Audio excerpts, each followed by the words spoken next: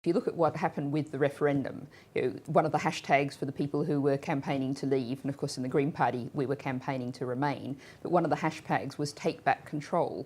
And lots of people who voted leave said they felt like they weren't in control of their own life, they weren't in democratic control.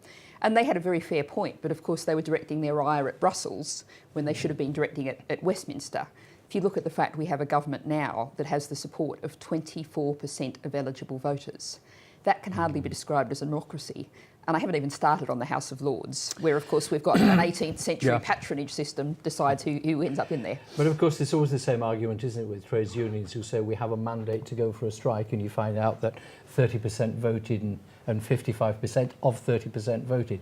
So it's a difficult argument. I don't think that's an exact parallel because those people had a choice and would have had an influence on that election. Okay. I mean, one of the other interesting things out of the referendum was quite a lot of people came out and said when they'd voted leave and regretted it, and said, I didn't think my vote would count.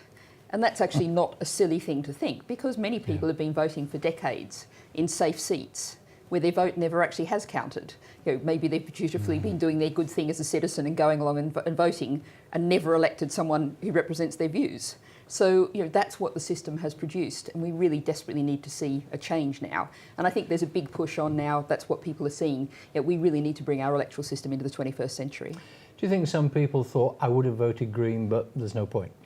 Well, I think, I know I've met people, I met them on election day, people who said, I love your policies, I love you, I'd love to have voted for you, but I felt like I had to vote Labour or maybe Lib Dem to keep the Tories out. And that's what our current system is doing. So people, have been voting often for what they see as the second worst option to stop the worst option. Whereas if you had a fair proportional system, then that means that everyone can vote for what they believe in and get it. And of course, if you look at the assemblies and parliaments we've created in the past few decades, the Welsh Assembly, the Scottish Parliament, the London Assembly, they're all proportional representation assemblies. Nobody would start with where we are now and create the system we've got now.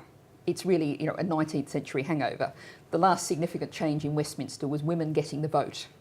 That was 1918. So, I think we're coming up to a centenary. That'll be a nice landmark point to make the change. Maybe 100 years. Yeah, let's have a change. Yeah, yes. I mean, with those in mind, I mean, is your feeling then that if we're looking at alternatives and looking at where things would go, are you looking with some glee at what's happening with the Labour Party at the moment then? No, I mean, I think what's happening with the Labour Party at the moment you can look at from a couple of different angles. I mean, one of the things we've seen, I mean, we saw the Greens surge that our membership is now more than 4 times the size it was when I became leader 4 years ago. So people are getting engaged in politics, and that's a really good thing. I mean, the message I was delivering to Walsall Green Party members last night is that politics should be something you do, not have done to you. And that's something that we really, we need to get more people involved in politics, and that's a good thing. I think the problems in the Labour Party are again a demonstration of the problems with the first past the post system, in that what are clearly at least 2 parties, what would be in continental Europe with PR systems 2 parties, have been forced into one. And that's, if we had a fair system, then people could be in parties that they were entirely comfortable with. So if you're very much pushing for community projects and community politics and things, how much does it then worry you that the percentage turnout in local elections is even worse than general elections? I think that's a worry, and there's a couple of issues there. I mean, again, we come to the first past the post system, and in the Green Party right around the West Midlands has really been beating that first past the post system. It's an area of real strength for us. When we won our first county councillor in Shropshire earlier this year, that meant we now have elected reps in every county across the West Midlands. So the system is beatable, but lots of people feel that it's hopeless. But the other key issue was also, of course, that central government has concentrated so much power and indeed financial resources down in Westminster that people feel like their local council doesn't make much of a difference, doesn't have much of a say. And so that's a bit of a nasty feedback situation, that people aren't happy with their local council, but they feel like they can't make a difference, so they can't get engaged with them. We need to see local councils have real power over things like planning. I mean, the issue of fracking is big at the moment.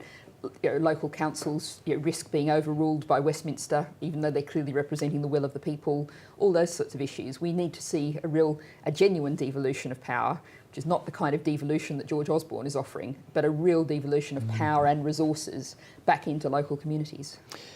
I mean, you are very much pushing for activists and people to be active in their local community and do things. And I don't know how many people turned up at your meeting at Walsall last night, or how many will turn up in Wolverhampton tonight. Is your worry, though, that in percentage terms, most people are too lethargic when it comes to being bothered? They're quick to say, oh, the council aren't doing this, the government aren't doing this, but when they've got the chance, they don't do anything about it. Well, I think one of the things is lots of people are not so much apathetic or lethargic as feeling beaten down. And the reality of so many people's lives is that at the moment they're struggling to put food on the table, keep a roof over their head, to care for perhaps older relatives, to care for children, for other people. And so much is pressing on people's lives. And that's, our whole system at the moment is really not in a functional state. And to say to people, oh, do politics on top of that, that is a big ask. That's certainly true. But I think I'm feeling really encouraged, particularly about young people and the way in which I'm finding particularly sort of 11 to 18-year-olds are really engaged, really interested, really involved. Because that's where you want to get in, presumably. Well, I think they are a group of people that really desperately need the hope that the Green Party offers, because the problem is that young people now, if we want to measure one figure that shows how far we've gone wrong in our society, the rate of depression among the under 16s has doubled in the past decade. And when I talk to young people in schools, they're terribly worried about what the burden of university tuition fees could put on them. They're terribly worried about whether they'll get a decent job, whether they'll be able to build a life. But they also feel like that their schooling has been like an exam factory in which they're shoved through exam after exam after exam. And that's done real damage to them, and they're angry. How will you look back on, because you're standing down in what much of a couple of weeks as the leader, how do you think you will look back on your 6 years? My 4 years as leader. My apologies, sorry, yes. I've done two-year terms. Yes. Yeah. It's been an amazing, wonderful ride, and one of the great things has been travelling around the country, meeting so many different people, so many brilliant community projects. This afternoon in Wolverhampton, visiting a project where people feeding free food available for people who need it. So many different projects all around the country. But I think also, what we've seen is the Green Party has really grown in stature. We're a truly national party now. And I think we offer a kind of prescription that really Britain and the world needs. And that's the fact that we have to live within our environmental limits, which we're not doing at the moment. And ultimately, that's not politics, it's physics. And it's not just climate change, it's the way we're turning our oceans into a plastic soup, the way in which we're trashing our soils, the way in which our fresh water supplies are really at risk. But we also have to make sure that everybody has enough for a decent life. And that really is one of the tragedies of where we are at the moment. In Britain, millions of households are really not sure they're going to be able to pay the rent next month, not sure they're going to be able to pay the mortgage. We've got this society in which the 1% keep getting richer and the rest of us keep getting poorer, and in which our public services are being hit by privatisation, that failed model, and being hit by austerity, cut back. We're losing libraries, we're losing children's centres. All of these in a society which could be providing those, we just need to arrange things differently. And how do you think political historians will look back on your time as leader? Assuming you care. Well, I haven't given something I've given a great thought to, but I think what we will see is, politics is very much moving in the green direction.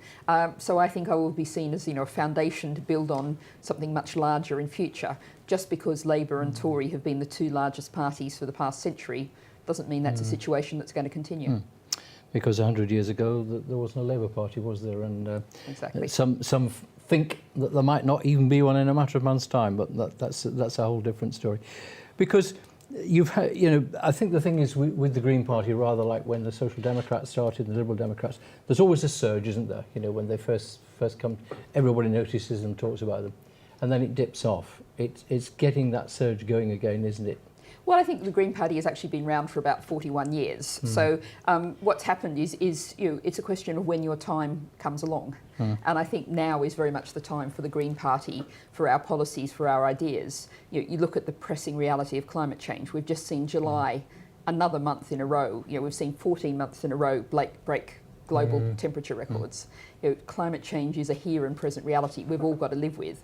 But we also need a world in which people are less fearful, less insecure, less worried about the future.